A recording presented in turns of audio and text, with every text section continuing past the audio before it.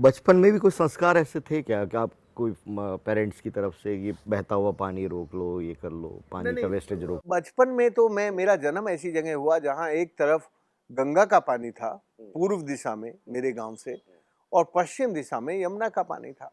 कहाँ से आपका? डोला गांव, डोला डोला गाँव। गांव है ये, दिल्ली से 30 किलोमीटर दूर हम्म, पड़ता है, हम्म।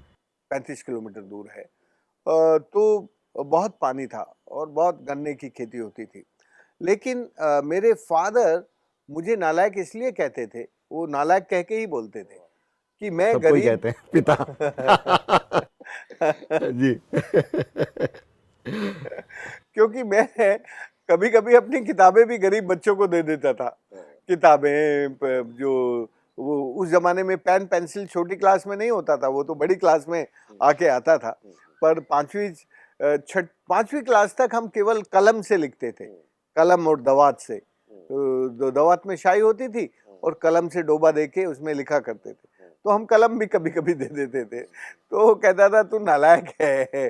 तो एक दिन जब मैं थोड़ा बड़ा हो गया, जब मैं कॉलेज में आ गया था, कॉलेज भी इंटर कॉलेज पार कर लिया था, तब मैंने एक दिन उनसे पूछा कि आप मुझे हमेशा नालायक कहते हैं, मैं नालायक कैसे हूँ?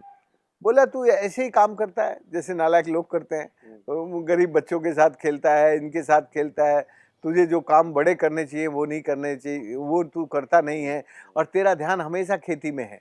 ये खेती जो है, हमारी बड़ी खेती थी, तो मुझे खेती लगता था यार ये तो दुनिया का सबसे बड़ा स्वर्ग है, खेती का काम उस जमाने में। तो मैं तो खेती ही करना चाहता था। लेकिन मेरे फादर जो थे वो बड़े दूरदृष्टि वाले थे, उन्होंने कहा देख, खेती का भविष्य नहीं है। आज तो तू यहाँ का बड़ा खेती वाला है, लेकिन खेती का कोई भविष्य नहीं है, इसलिए तू खेती का काम मत करे, तू तो डॉक्टर बन। तो बस फिर हमने सोचा कि जो जो फादर चाहते हैं वही कर देते हैं।